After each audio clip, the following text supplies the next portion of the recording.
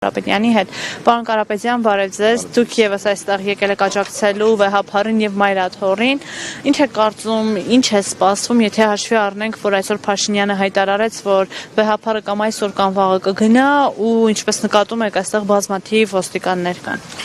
Փաշինյանը ավելի վաղ հայտարարել էր, որ հաջորդ պատարագը պետքա լինի մայրաթորում, ինչպես տեսնում ենք, նա պատարագի փոխարեն վերածում է ինչ-որ ակցիայի, որի նպատակը միանշանակ ոչ միայն վեհափարի հեռացնելն է,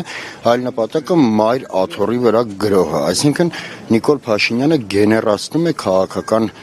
գործընթաց հենց մայր աթոռի տարածքում եւ իր գործողություններով տանում է դեպի բախման, որովհետեւ ակնհայտ է, որ վեհափարի աջակիցների թիվը տասնապատիկ ավելի է, քան իրականում Նիկոլ Փաշինյանի այդ ծրագրի աջակիցների թիվը, սակայն հաշվի առնելով Նիկոլ Փաշինյանի վարչական ռեսուրսը, ոստիկանական ուժերը, ապա Նիկոլ Փաշինյանին միանգամայն ձեռնտու է, որպեսզի հրահարի որևէ բախում, որովհետև բախմանը կհաջորդեն ձերբակալություններ, բախմանը կհաջորդեն կալանավորումներ, մանավանդ հաշվի առնենք, որ նա արդեն հող է նախապատրաստում այդ կալանավորումներին օրինական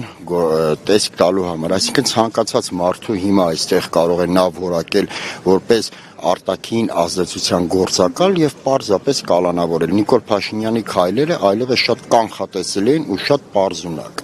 Այսօր ըստ ինչ է սպասվում այստեղ, ինչ է լինելու, ինչ կկատարվի։ Ես միանգամայն վստահ եմ, որ հաշվի առնելով այն մեծ բազմությունը, որը հավաքված է ի պաշտպանություն վեհափարի, կարելի ասել համենայն դեպս այսօր Նիկոլ Փաշինյանը իր ծրագրերում տապալված է, որովհետև եթե նայում ենք մարդկանց այս քանակը, ապա ակնհայտ է, որ պարզապես հանրությունը թույլ չի տա Նիկոլ Փաշինյանին, որպեսզի նա որևէ ոտնձգություն կատարի մայր աթոռի նկատմամբ։